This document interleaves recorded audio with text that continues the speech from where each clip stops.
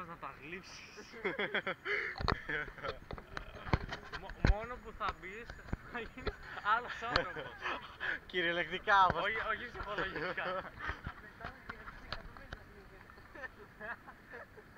Τι μέρα σήμερα, α όχι Δευτέρα. Α ωραία, έχει και στρωματάκι. Προσπάθεια κάποιον να κολυμπήσει.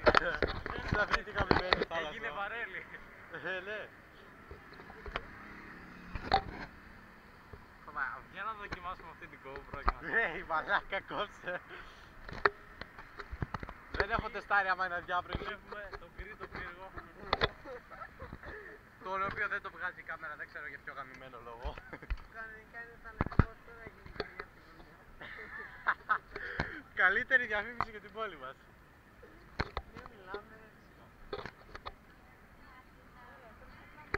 Δεν μιλάμε με καλά λόγια, απλώς.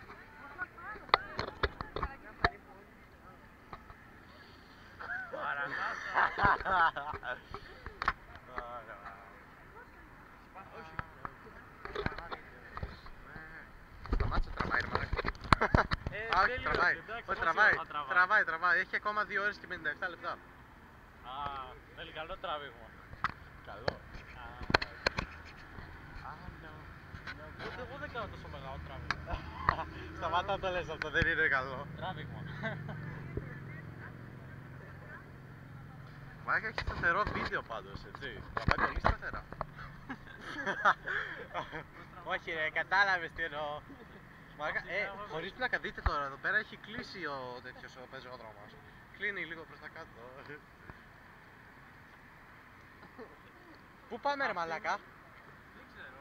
Απέναντι θα πάμε, αλλά... Περίμενε ρε, έπρεπε να είχαμε στρίψει τώρα. Έχεις κάνει today, να πάμε σε καμπίνο.